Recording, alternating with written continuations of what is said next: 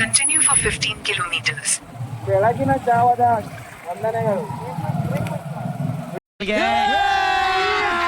ಅಭಿ ಮಜಾ ಆಯೇಗಾ ಬಿಡು. ಈ ಕೋಟೆ ಹತ್ಕೊಂಡು ಹೋಗ್ಬೇಕು. ಜಾಗ ಬಿಟ್ರು ನಿಮ್ಗಿಂತ ಮುಂಚೆ ಹೋಗಿ ತೋರಿಸ್ತೀನಿ. ಬರೀ ಇಂಥದೇ. ಇಲ್ಲಿವರೆಗೂ ನೀವು ತಿಳ್ಕೊಂಡ ಹಾಗೆ ರಂಗಪ್ಪಗೌಡ ಮತ್ತು ಅಲ್ಲ ಬೈರೇಗೌಡ ಮತ್ತು ಮಲಬೈರೇಗೌಡ. ನಂತರ ಅವನ ಮೊಮ್ಮಗನಾದ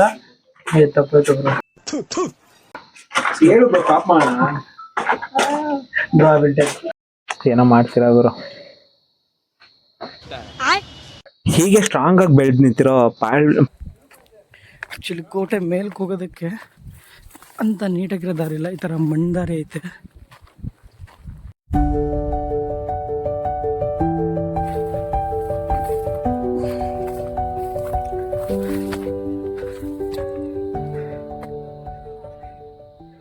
ಇದಕ್ಕೆ ಬೇರೆ ಮಾರ್ಗನ ಹುಡುಕ್ಬೇಕೇನೋ. ಇಲ್ಲಿ ನಿಂಗೆ ಹೋದ್ರ ಜಾಗ ಇಲ್ಲ. ಅದ್ರ ಬನ್ನಿ ಒಂದು ವ್ಯೂ ತೋರಿಸ್ತೇನೆ. ಓಕೆ, ದೇರ್ ಅಲ್ಲಿ ನೋಡಿ. ನೆಕ್ಸ್ಟ್ ಇಲ್ಲಿಂದ ಆ ಪೋರ್ಟ್ ಹತ್ರ ಹೋಗೋದ.